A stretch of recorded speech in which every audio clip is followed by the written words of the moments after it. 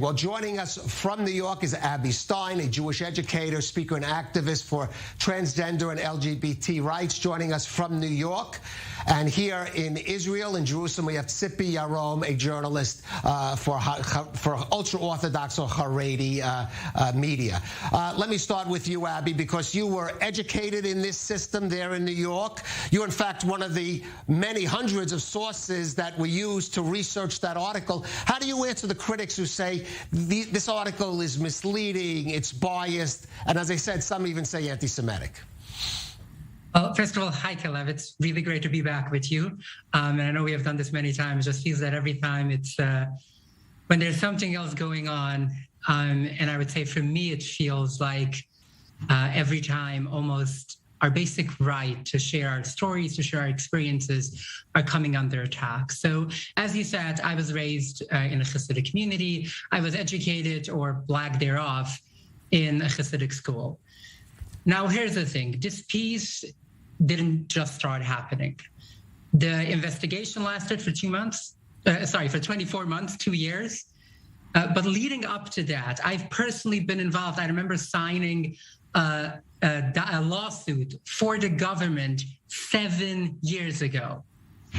We tried for so long through organizations like Yafed, which was founded by a good friend of mine. And the people who have been raised in those communities have been trying for so long. As you mentioned, this investigation came along with the Yiddish piece because this isn't meant, no one is trying to attack the Hasidic community. It is where my entire family, some of it I still have really good relationships with, still live. Hasidic schools are where my son is being raised, which is where it becomes so personal. At the end of the day, if for the lack of a better word, this is our scream. This is us, both people who were raised there, along with, I'm aware of over 50 people who were interviewed amongst those 275 who were still living in the Hasidic community, living full Hasidic lives. And this is our scream of something needs to change.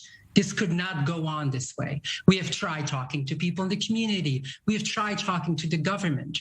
And finally, we got to a point where the government is starting to listen. And we got to a point where something that we initiated by talking to people like the New York Times that finally did a thorough investigation that ultimately found that 99% of kids who are going to schools like the ones I went to, not every Orthodox school, not every Hasidic school, but who go to specifically the schools mentioned in the research and the schools that I went to, 99% could not pass a New York Board of Regents exam. All right. And we're finally seeing change. Right. I want to finally see change, but I do want to go to Tzippy. Tzippy, I know you spent time in New York among the Orthodox, ultra-Orthodox community there, but let's be honest, this is the same debate we have in Israel.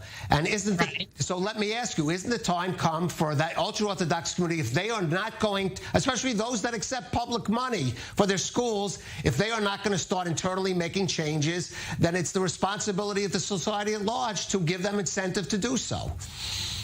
Well, the question about in such a debate is what are the results? You started, Calev, with talking about the results of those people not being able to have normal life outside their community, which is proven by facts, factually not to be true. The vast majority of yeshiva graduates, even those coming from Satmar, even those Satmar are the most rich people in the Hasidic community in New York. So coming out of yeshivas who don't have regions like Abby went to, and usually they come out well and they manage to have nice lives, earn their money, earn their bread. Now, talking about money, first of all, the New York Times cherry-picked here data, and they somehow failed to mention that while a public school kid gets over $25,000 a year from the state and over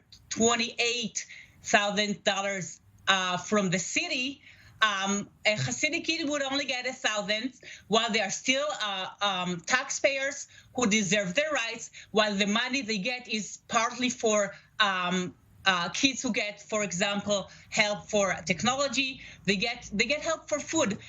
When the program to start having meals at schools in some places was started, the New York Times was very much pro this program. So what happened when it's Hasidic kids? All of a sudden, they're not eligible to it just because maybe their schools are failing them. And I'm saying maybe because the New York Times did speak only to one side of the story, which is all of those who are failing.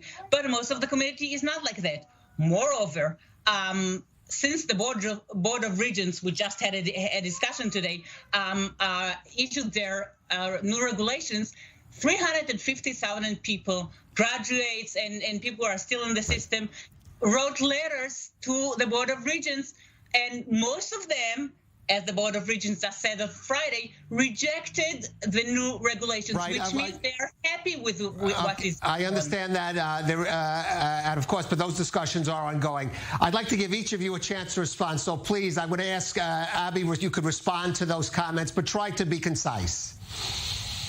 Okay, first of all, there's several conversations are happening at once, which is something that I've been seeing online as well. It's almost like people going in a circular debate, which is, first we're talking about what the law is. There is no question. New York State has a law that has been on the books since New York City has had a law since New York City was created. The state has had it for about over 100 years as well, that require private schools to give something that was substantially equivalent. That has not been defined until literally right now, which is what the Board of Regents is doing right now. There is no question that the Hasidic private schools, specifically the ones that I went to, schools like Satmar, Vishnitz, Belz, and similar ones, have not been living up to that. Anyone who tries to argue with that is either lying or ignorant, I'm sorry to say. It's the reality. There are thousands of kids going to schools that are currently based on the law, and the law that is currently being reaffirmed are breaking the law. There is no debating that. There's a separate conversation, which is, should Hasidic schools be required to follow that law? And I feel like Tzippy has been responding to that part. We're like, oh, we are doing okay. First and foremost, we're not. Okay, You want to look on the... I'm going to have to give. Let's just leave it at this. We're limited time. Okay. We're okay. Tzippy, if you have a minute to respond. Okay. First of all, Abby is very much accurate about the law, but the law has just been defined. The question, what is substantially equivalent, was rejected at court, and this is why they had to have the new regulations. So we claim that people do have substantial equivalent education because their lives they're leading are showing that. As for the other discussion, data shows that Orthodox people, amongst them Hasidic, are earning much more than the average in the state of New York, sometimes 3 times more than the average. So I think that, to the bottom line, they deserve to get the education they are looking for. All right, I'm going to have to leave it at that. I would say, I want to clarify, though, this is a discussion about the ultra-Orthodox community, not about the Orthodox community. So I don't think those... Specifically. Or Hasidic specifically, correct. But this is a serious and divisive issue, as we see. And I would want to thank Abby, Stein, and Tzippy Yarom for joining us for this discussion. Stay with us.